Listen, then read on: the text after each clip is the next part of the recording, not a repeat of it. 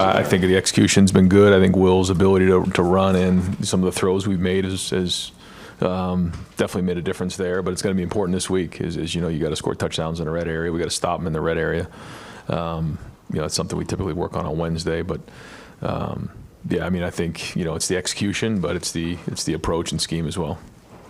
Dan Hope, 11 Warriors. Ryan, I think Big Ten teams are 1-8 this year when they've had to go across 2 time zones for a road trip. What do you view as the biggest challenges of a long road trip like this, and how do you guys overcome that? Yeah, I don't really see it as much of a challenge that way. I think it's a 4.5-hour flight. It's a couple hours more than Nebraska, and we're going to stay on East Coast time, and I think we got a good plan. We're going to stay on our time schedule, and it, the way that the time of the game and everything fits kind of how we practice. So, we're not going to look too much into it. When it's something nobody on this team has really done before, is it something that you have to prepare them for at all? I don't think so. Again, it's only a couple hours more than Nebraska, so that's kind of how we're looking at it, and not making it a bigger deal than it is.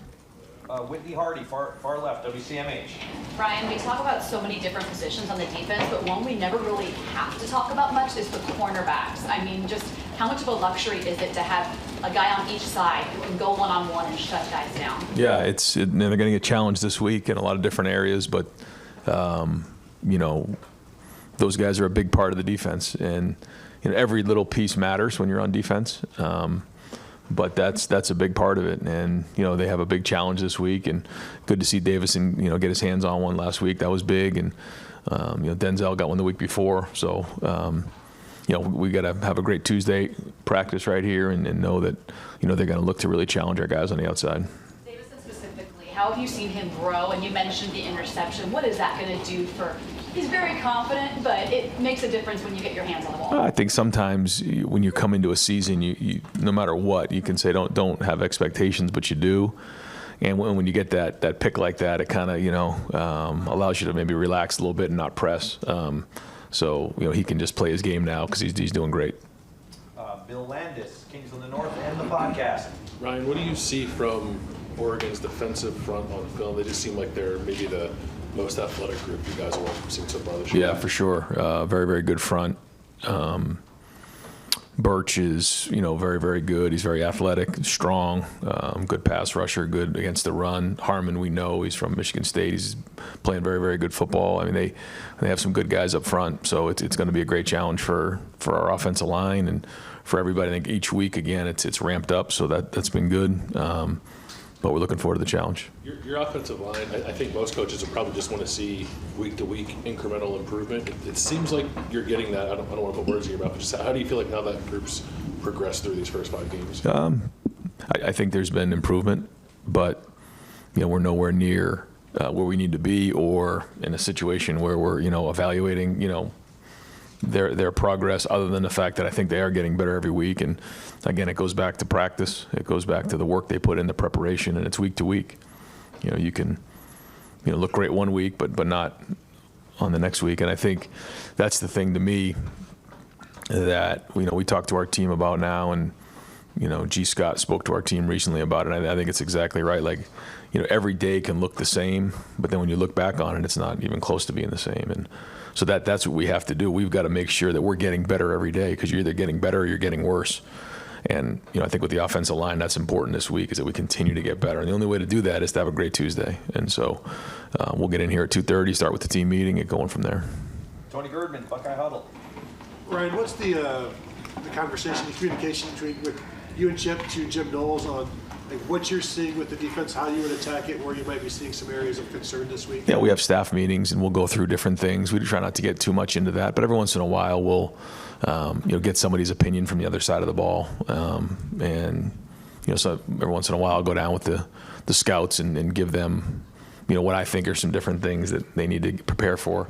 But at the end of the day, Jim's the head coach of the defense, and he's going to run the defense, but it's been good to get feedback from both sides of the ball in those staff meetings. But yeah, it's usually just kind of 30,000 foot view, kind of conversations. Stephen Means, Cleveland.com. Obviously, big game for Will, and he's not new to this. He's played in some big games before, but maybe this is a weird way to ask this, but just what lets you know that he's maybe ready for this moment? Well, he came here for a reason. He came here to play in games like this, and he's played in games like this, but he's excited to do that, and his preparation's going to be the same. We always say that it's about us. Now, that being said, we got to be experts at our opponent and know our opponent cold, but it doesn't change our preparation. If our preparation has been, to our standard up to this point, we just need to continue to do what we've been doing. So he's been looking forward to this game. Obviously, we all have been. So when the schedule came out, and so he's going to have a great week of preparation. But there's a reason you come to Ohio State, and there's a reason he came, and for games like this. Did you evaluate Dylan at all when you guys were searching around in the portal? What do you think of him as a football player, Dylan Gabriel? I think he's a very good player. I think he's played a lot of football. He's experienced. He gets the ball out of his hand quickly. He's accurate. Very accomplished. He's his production speaks for itself, and his numbers overall, his body of work, and I think he's playing very well. Spencer Olbrook, Letterman Row. Ryan Tabor played, I think, all but 3 or 4 snaps there at right guard. Did he do something in practice that made you guys think that he should be there for the full Iowa game? And then do you think that's something that you guys are going to keep doing moving forward? Probably, but we'll see again. We'll keep evaluating on a week-to-week basis, but he is getting better. And we felt like he could handle those guys inside and gave us the best chance in that moment to win the game. So, we'll kind of, again, evaluate it this week. But if he continues to improve and continues to do what he's doing, then it'll look the same. Jeff Gilbert, Press Pros. Ryan, you could have drawn any of these 4 teams out west this year. You got Oregon. It turns out this is a really big game this part of the year. What's that mean for your team, for the league, and all that kind of stuff? Well, I think it's great because you get to control your own destiny because you're playing the best teams in the league on our schedule, and so that part's great. Every time you're playing one of these teams, you're fighting for an opportunity to go to Indianapolis, and that's important. So there's that part of it. Then there's obviously the playoff scenario. So a lot at stake this weekend, which is exactly the way we want it. Joey Kaufman, Columbus Dispatch.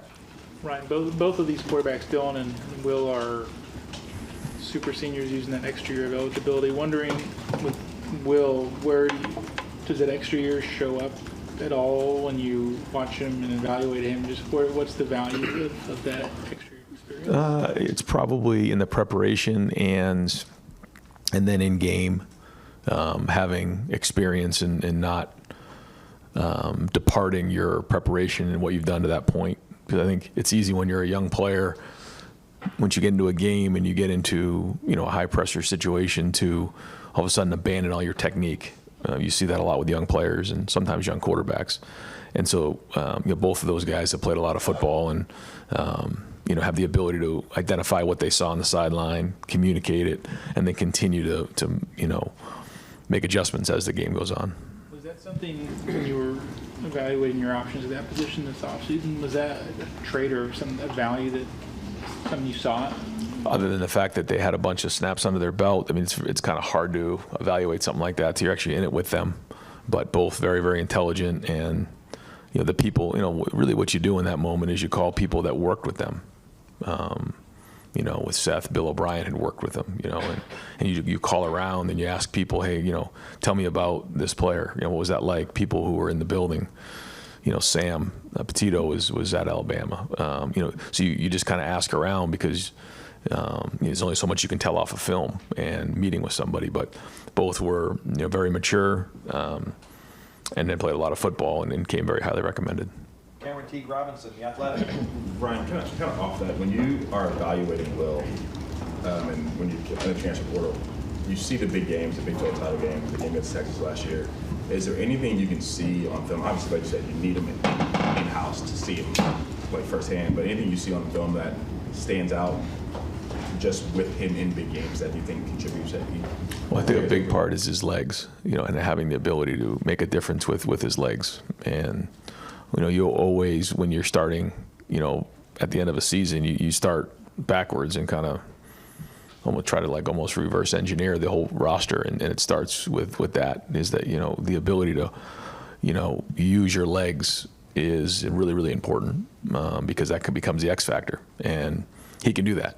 And so it kind of goes from there. And we kind of made that decision and felt like that was important for us. And so then it kind of, went from there. And, all the other things are, for him, his size and his intelligence and his ability to throw the ball and, throw accurately in the red zone, and third down. Those are all really big traits that you need in big games. So I think, we're all still learning about Will because he's only been here for, 6 months or whatever it's been. But we're learning quickly as these games are coming and going. Dylan Davis, Delaware Gazette. Ryan, you have a veteran team this year. Does that change anything about the way you approach games like this, the way you prepare this week, the way you talk about it? Does that change at all based on the kind of team you have, or is it just business as usual? I mean, I think you always, try to make sure you identify the things that, fit the team that you have, for sure. But there's a lot of things that are consistent with every week. You all of a sudden you don't just change because, it's a quote unquote big game. They're all big. But you want to make sure that you're also, like you said, tailoring it to the guys that you have. And so, we're going to, if we say it's about us all the time, then it's about us in the games like this, which it is. So we're going to continue with the same routine. Our guys like that routine. And it's our job as coaches to make sure we give them a clean plan that they can go play. They shouldn't be thinking on Saturday night. Adam King, WBNS 10 TV. Obviously, a couple Oregon ties on the staff. Chip coached there, but he also coached against them at UCLA, and then with Coach Laughlin. Have you leaned on them at all? Have you learned anything from them about the Ducks, and how much have they helped you guys get ready for this? Yeah, they have good information, and when you're somewhere, you have a feel for the place, and so good information there. But ultimately, it's going to come down to the players on the field, and who's going to run the football and stop the run and take care of the ball. Steve Hellwagen, 24/7 Sports. Yeah, Coach, looking at their Boise game, I think they had a kick return and a punt return for touchdowns. They did, just yeah. how critical, as closely matched as your two teams are, that one play in special teams could really decide this. And Yeah. You guys haven't had to cover a lot of kicks and punts, but Yeah. maybe this week. Yeah, every play is going to matter in a game like this, and both returners are dynamic, and I think that's the thing we talk about all the time is the issues are always there, and it can come down to one play, and we say that week in and week out here on Sunday meetings, and now it's for real. So, and you never know when that one play is going to come, but you're right. Every play is going to matter. Every inch is going to matter, in all three phases. Front row left, Jake Trotter, ESPN. Yeah, Ryan, your shared experiences with Chip, growing up same hometown, same high school, same college, and then your history together. How has that impacted, the way you work together, relate together, and then trust one another? Yeah, I think that's probably the biggest word is trust. Is that when you have trust, you get through a lot of, wasted time. Because you can be direct with somebody and know that you care about them, and no matter what is said, you can kind of put your arm around each other afterwards. I say that a lot because that's it. I think the other thing is having familiarity of just how each other think. You can get through a lot of conversation, revisiting some things you've done in the past.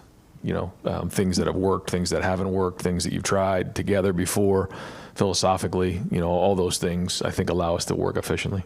How has he impacted you and your coaching career? You haven't been together all the time, but obviously we're together at UNH. Yeah, probably the biggest influence in my life in football, just from when it started.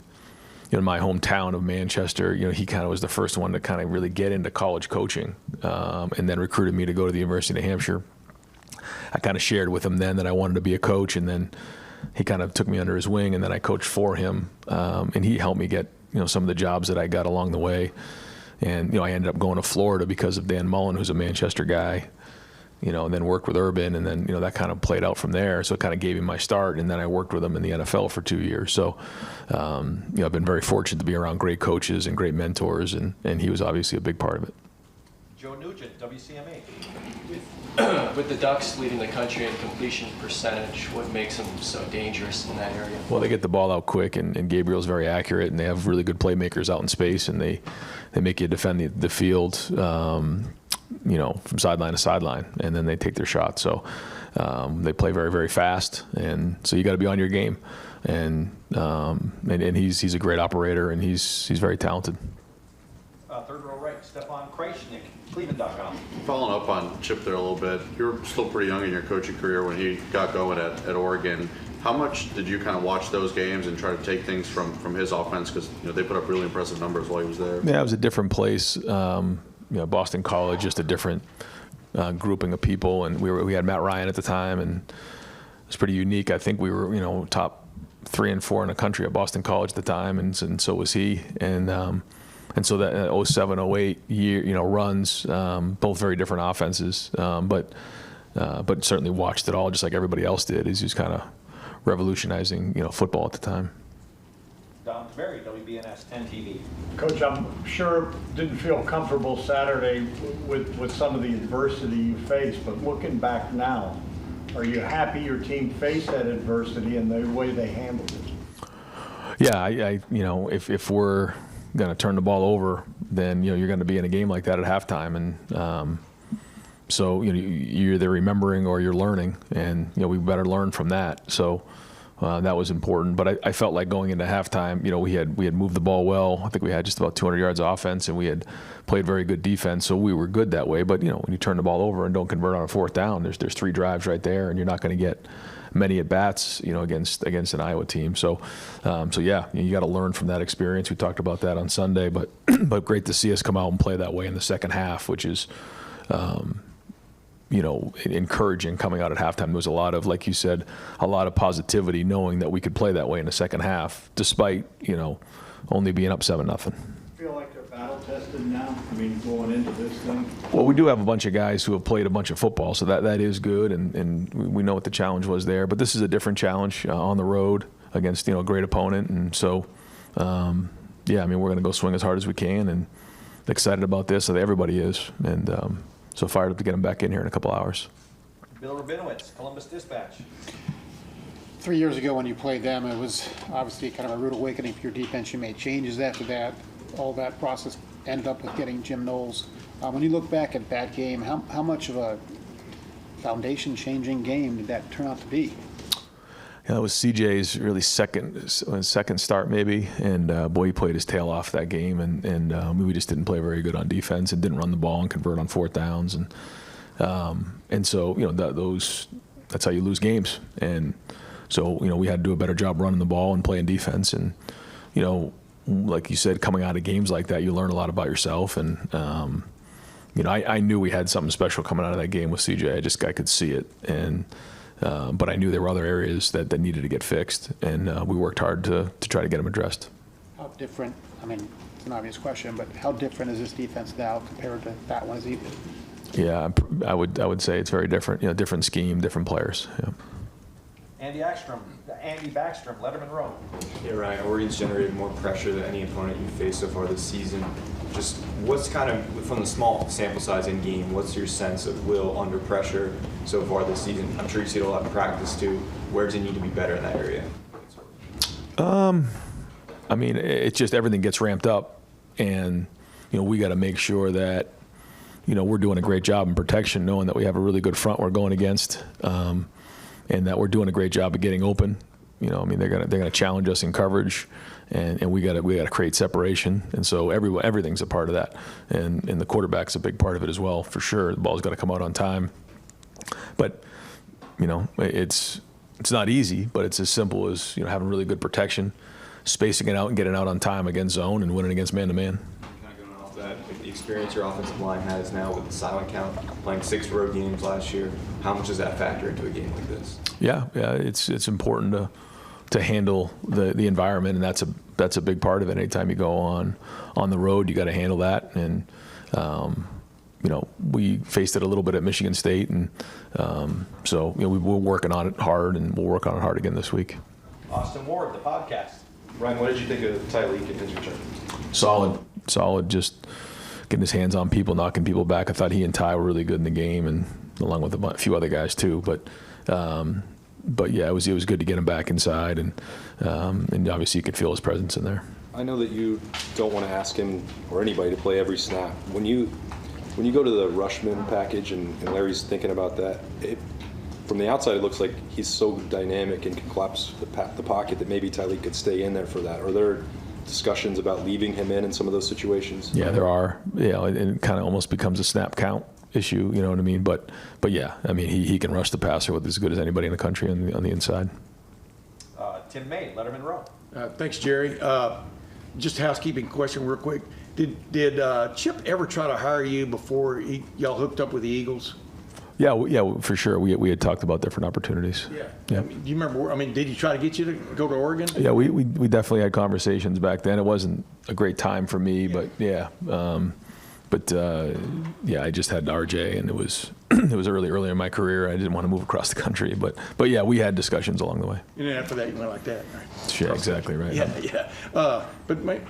Has Quinshawn, have you gotten what you thought you'd get out of Quinshawn and Travion to this point from the standpoint, Travion healthy now, the way he looks?